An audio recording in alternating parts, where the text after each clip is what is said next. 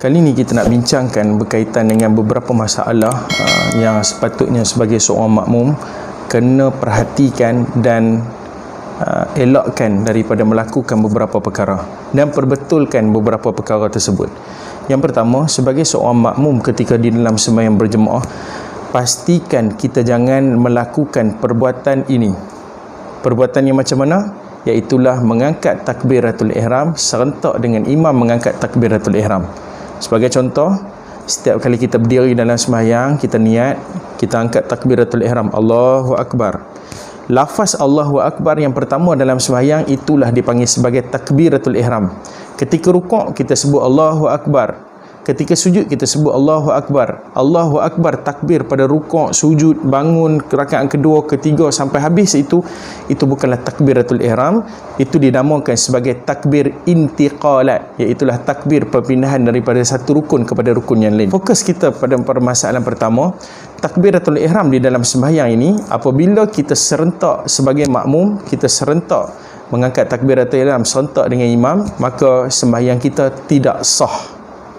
Oleh itu, kita sebagai seorang makmum hendaklah berjaga-jaga pada masalah tersebut, kerana terdapat juga beberapa di kalangan masyarakat yang selalu mengamalkan mengangkat takbiratul ihram serentak dengan imam mengangkat takbiratul ihram. Itu masalah yang pertama. Masalah yang kedua iaitulah sebagai seorang makmum, pastikan kita juga jangan rukuk, sujud, iktidal, duduk antara dua sujud, bangun rakaat kedua, ketiga dan sebagainya, selagi mana imam tidak selesai melakukan perbuatan tersebut. Ini kerana sebagai seorang makmum, apabila kita serentak pada masalah kedua ini, serentak melakukan rukuk, sujud dan sebagainya. Masalah pertama tadi, angkat takbiratul ihram serentak dengan imam, itu tidak sah. Masalah kedua, kita rukuk, ni dengan saya ini sebagai imam, tangan saya belakang ini makmum. Kalau rukuk sama-sama dengan imam, iktidal sama-sama dengan imam, ataupun sujud sama-sama dengan imam, maka perbuatan tersebut adalah makruh, meluputkan fadilat berjemaah, sembahyang kita tetap sah. Jadi walaupun sembahyang kita sah, pahala kita berkurangan, fadilat kita berkurangan. Kerana apa? Kerana sepatutnya, adabnya, sunnahnya, hendaklah kita sebagai makmum bergerak rukuk, sujud, iktidal selepas daripada imam melakukan perbuatan. Bagi makmum, selagi mana imam tidak habis bunyi bar, selagi itulah isyarat bahawasanya si imam tidak lagi selesai, tidak lagi sempurna dalam rukuk. Jadi sebagai seorang makmum, hendaklah kita habis perkataan bar imam. Sebagai contoh, imam sebut Allahu Akbar ketika rukuk, maka pada waktu itu habis dah bar, barulah kita melakukan perbuatan rukuk.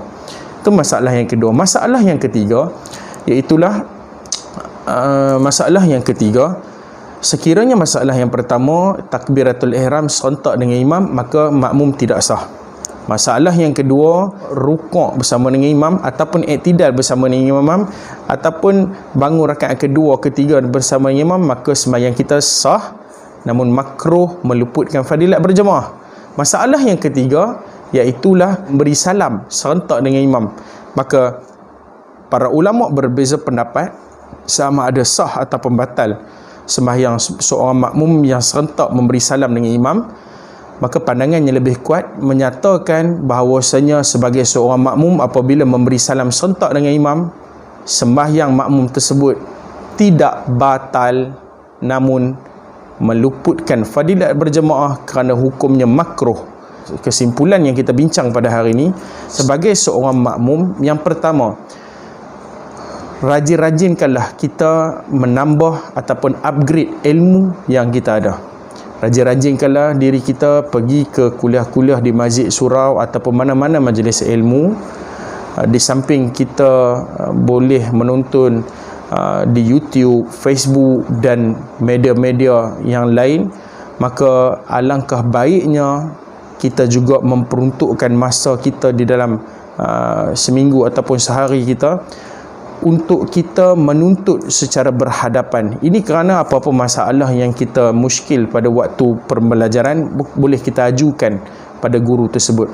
Sebab itu video yang kita buat ini adalah sekadar untuk perkongsian kepada orang-orang awam supaya memperbetulkan sembahyang dari semasa ke semasa. Apa yang lebih penting, kita sebagai makmum, yang pertama upgrade ilmu, yang kedua kita juga kena beramal dengan ilmu yang kita ada. Jadi start daripada hari ini, sebagai kita sebagai makmum, pastikan kita mengikut imam selesai daripada imam habis perbuatan, imam habis bunyi Allahu Akbar, habis sebut bar, maka pada waktu itu barulah kita melakukan perbuatan tersebut. Inilah yang tepat, inilah yang terbaik sebagai seorang makmum. Inilah 3 permasalahan yang kita bincang.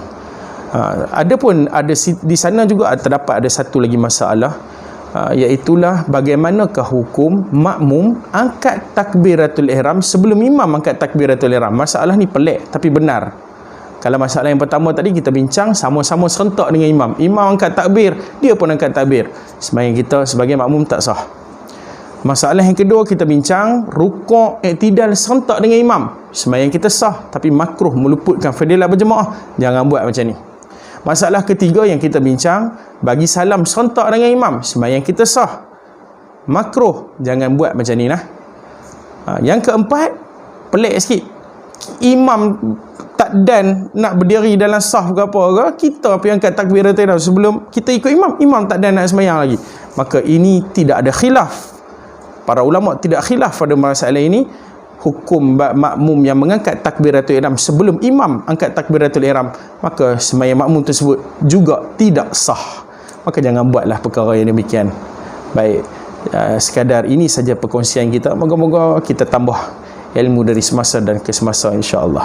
Yang baik itu datang daripada Allah, yang kurang yang lemah datang daripada kesilapan. Aku qauli hadza wa astaghfirullahal azim li wa lakum. Assalamualaikum warahmatullahi wabarakatuh.